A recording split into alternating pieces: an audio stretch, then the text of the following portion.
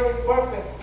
We should always deal our ministries, we should always deal our spiritual battles through prayer. We cannot do it by ourselves. It directs our lives and destiny. Prayer directs our lives and destiny.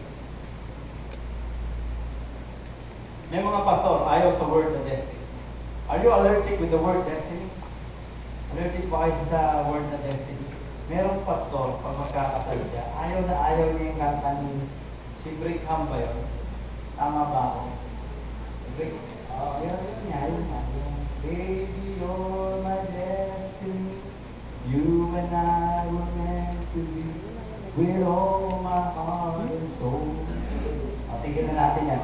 Ayaw dun, bakit po daw? Dahil destiny talks about world religion. Sabi niya, destiny talks about like China. It talks about the will of the wind. The spirits are roaming around and the spirits are guiding the people.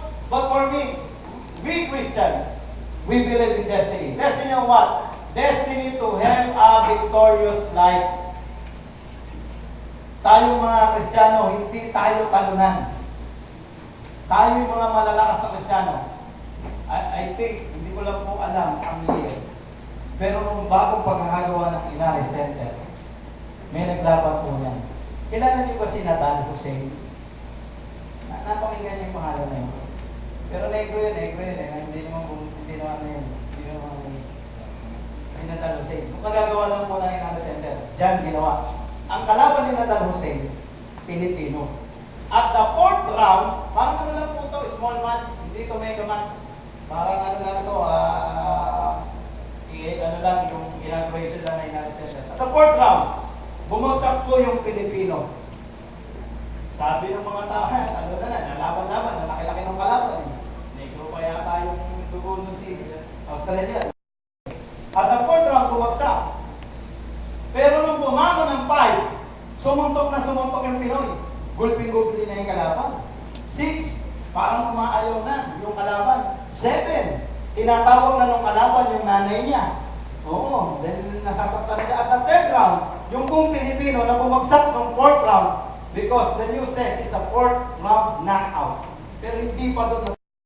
Yung kung 10th round, nanalo yung Pilipino. Ang pangalan ng Pilipino, si Kid Kulapu, si Manny Pacquiao. Anong ibig sabihin? Itong taong to, bumabangon siya, lumalaban siya. Being a Christian, we cannot battle such problems with the physical realm. We should always deal our problems with prayers. In Psalms 34:6, it says, God hears our prayers. Siguro naka-attend na kayo ng misa. Di ba meron laging responsorial psalm na nagtawag? Whether kayo nagdingin sa kasal. Ang tagal nun. Ang daming binabanggit lang, tapos sa dulo, parang Throne of David, God hear our prayers. Saint Benedict, God hear our prayers. Saint Jude, God hear our prayers. Ang dami po. Kahit anong mga gamit sa loob ng simbahan, pinagdadasal. They are claiming that God would hear their prayers sa pamamagitan po ng mga bagay na. But definitely, pakikinggan ng Diyos kung tama po yung ating puso. Kung tama yung nilalaman ng ating puso, kaya nila. But in Matthew chapter 6 verse 8, it says that before you pray, God knows what you need. God knows. May isang sabi dahil sa masasabi.